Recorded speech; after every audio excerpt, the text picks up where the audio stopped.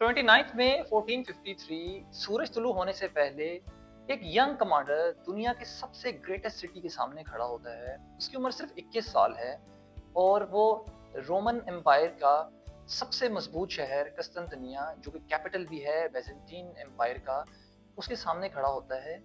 और ये शहर it was protected by the walls, जिसको पिछले 2000 साल में कोई भी एम्पायर या कोई भी फॉरेन पावर इन्वेड नहीं कर सकती थी। और बहुत से जनरल ये बिलीव करते थे कि इस शहर को कॉन्कर करना इम्पॉसिबल है। और बहुत से एडवाइजर्स तो ये भी कह रहे थे कि हमें वापस चले जाना चाहिए। लेकिन जो यंग सुल्तान है उसने ना सिर्फ इसको रिफ्यूज किया, बल्कि उसके दिमाग में कुछ एक एक्स्ट्रा ऑर्डिनरी किस्म की स्ट्रैटेजी। जब ऑटोमैन शिप्स को ब्लॉक किया गया एंटर होने से गोल्डन हॉर्न के मुकाम पर, तो सुल्तान ने ऑर्डर किया कि रात की तारीकी में ये तमाम शिप्स को हम मूव करते हैं लैंड की तरफ। और अगली सुबह जब डिफेंडर्स उठते हैं तो वो बड़े शॉक होते हैं कि कोई भी दुश्मन का जहाज वहां पर मौजूद नहीं है। और कुछ दिनों के बाद हमने देखा कि कस्तंतनिया शहर को ना सिर्फ शिकस्त हुई, बल्कि बैजेंटीन एम्पायर कंप्लीटली डिसअपियर हो गया। और वो यंग कमांडर तारीख में सुल्तान महमद टू के नाम से जाना जाता है, द कॉन्करर। बहुत से लोग ये समझते हैं कि 1453 की स्टोरी यहाँ पे खत्म हो जाती है, लेकिन अगर मैं आपसे कहूँ ऐसा नहीं है। और अगर मैं आपसे ये कहूँ कि struggle over Europe, Middle East, energy routes, Black Sea, उसके अलावा सिविलाइजेशन और पावर, ये कभी भी खत्म नहीं हुई और ना कभी ये होगी। और टर्की एक ऐसी गेम प्ले कर रहा है जो कि पिछले 500 साल पहले उन्होंने स्टार्ट की थी। Welcome to the Gilani doctrine, और आज हम एक्सप्लोर करेंगे द टर्की गेम। आज के टर्की को समझने के लिए हमें कुछ चीजें समझनी पड़ेंगी जो कि बहुत से एनालिस्ट और स्कॉलर्स इसको मिस करते हैं। That countries have interest and empires have the memories. और पिछले 600 साल से ऑटोमन एम्पायर कनेक्टेड है यूरोप के साथ, एशिया, अफ्रीका और मिडिल ईस्ट के साथ। और अपने प्राइम टाइम में ऑटोमैन्स कंट्रोल करते थे Istanbul, Jerusalem, Damascus, Baghdad, Cairo, Mecca and Medina. The empire sat at the crossroad of the civilisation. ये दुनिया की ना सिर्फ ट्रेड को कंट्रोल करता था, बल्कि एनर्जी रूट्स को, मिलिट्री कॉरिडोर्स को, उसके अलावा रिलीजियस सेंटर्स को। और पिछले कई सेंचुरीज में हमने देखा कि Ottoman empire is not the part of the world politics, it was the world politics. फिर इनका डिक्लाइन स्टार्ट होता है। फिर हमने देखा नेशनलिज्म स्टार्ट होता है, वर्ल्ड वॉर वन शुरू हो गई। और उसके बाद से 1923 तक ऑटोमन एम्पायर कंप्लीटली कोलैप्स कर गया। आफ्टर द कोलैप्स एक न्यू लीडर इमर्ज होते हैं, मुस्तफा कमाल अतातुर्क। और उनका मिशन बहुत ही क्लियर था कि टर्की को बचाना है, इसको मॉडर्नाइज करना है और इसको वेस्टर्नाइज करना है। और मुस्तफा कमाल ये बिलीव करते थे कि टर्की की सर्वाइवल इसी में है कि वो अगर अपना जो ऑटोमन पास्ट है उसको भूल जाएं। और इसी वजह से Turkey became secular, Republican, nationalist और एक वेस्टर्न ओरिएंटेड कंट्री इमर्ज हुआ। पिछली कई दिहाइयों से हमने ये नोटिस किया कि टर्की लुक टूवर्ड्स यूरोप, और इसी वजह से वो नेटो को ज्वाइन करता है और यूएस के साथ अपने रिलेशंस को इम्प्रूव करता है। And they always wanted to become the part of western order. और जो ऑटोमन चैप्टर है वो appeared almost close, but history has a strange habit of returning. अब आते हैं 2003 में, जब टर्की में एक न्यू पॉलिटिकल एरा स्टार्ट होता है। तैयब एर्दोगान पावर में आते हैं। उनके जो सपोर्टर्स हैं वो इसको एक अपॉर्चुनिटी की तरह देखते हैं, बल्कि उनके जो क्रिटिक हैं उनको एक डेंजर या थ्रेट लगता है। लेकिन सबने एक चीज नोटिस की कि टर्की वॉज चेंजिंग। और न्यू लीडरशिप ने कम बात करना शुरू की their alignment towards the Europe, और वो ज्यादा बात करने लगे अपने हिस्टोरिकल रोल की तरफ, ऑटोमैन्स का जो रोल है। और टर्की ने अपना इन्फ्लुएंस एक्सपैंड किया, ना सिर्फ सीरिया में, लीबिया में, सोमालिया में, अजरबैजान में, बाल्कन्स रीजन में और सेंट्रल एशिया में। और इसकी वजह से एक कंट्रोवर्शियल टर्म कॉइन हुई जिसको हम कहते हैं न्यू ऑटोमैनिज्म। चले इस मिथ को हम रियलिटी के साथ थोड़ा अलग करते हैं। जो न्यू ऑटोमैनिज्म है, इसका ये मतलब नहीं है कि टर्की रीबिल्ड कर रहा है एक ऑटोमन एम्पायर। और कोई भी टर्किश गवर्नमेंट सीरियसली इस बात को रिक्रिएट करने की या ओल्ड बॉर्डर्स को रीबिल्ड करने की कोशिश नहीं कर रही, बल्कि इसका आइडिया ये है कि टर्की का जो हिस्ट्री है, इकोनॉमी है, कल्चर है, लैंग्वेज है, और जो उसके स्ट्रेटेजिक कनेक्शंस हैं उन रीजन के साथ जो कि फॉर्मर ऑटोमन एम्पायर का पार्ट रह चुके हैं, उनके साथ अपना इन्फ्लुएंस इंक्रीज करना और उनके साथ अपने रिलेशनशिप को इम्प्रूव करना। वो इनके जो सपोर्टर्स हैं वो इसको एक स्ट्रेटेजिक डेप्थ की तरह समझते हैं, बल्कि जो क्रिटिक हैं वो कहते हैं कि ये न्यू ऑटोमन एम्बिशंस हैं टर्की के। लेकिन सच्चाई कोई इन बिटवीन ही लाई करती है। क्योंकि टर्की रीबिल्ड तो नहीं कर रहा ऑटोमन एम्पायर, लेकिन जो अभी का टर्की है वो बिहेव ऐसे जरूर कर रहा है जैसा कि फॉर्मर ऑटोमन एम्पायर में टर्की बिहेव किया करता था। अब हम समझते हैं एक बहुत ही इंटरेस्टिंग आइडिया जो कि इस वक्त रीसेंट पॉलिटिक्स के अंदर बहुत ही रेलेवेंट है, और वो है the rise of civilizational politics. अगर हम कंटेम्प्रेरी वर्ल्ड की तरफ देखें तो China speaks as a civilization, India is increasingly talking about civilization politics, Russia often present itself as a civilization, और टर्की ने भी यही करना शुरू कर दिया है। और उनका आर्गुमेंट बहुत ही सिंपल है कि Turkey is not a nation state that was created in 1923, लेकिन टर्की एक ओल्ड सिविलाइजेशन के पॉलिटिकल हेयर जरूर है।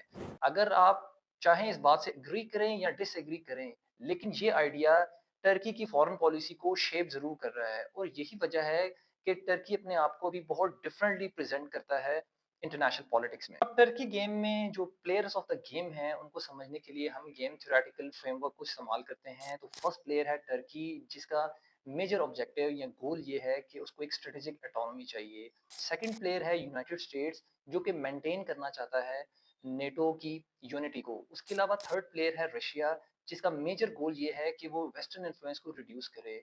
उसके बाद आते हैं चौथा प्लेयर जो कि यूरोपियन यूनियन है, और उनका गोल है रीजनल स्टेबिलिटी। उसके बाद हम पांचवें प्लेयर की बात करते हैं जो कि ईरान है, और उसने कम्पीट करना है इन्फ्लुएंस को मिडिल ईस्ट के अंदर। छठा प्लेयर है इसराइल, जिसका मेजर ऑब्जेक्टिव ये है कि वो मेंटेन करे अपनी रीजनल स्ट्रेटेजिक बैलेंस को।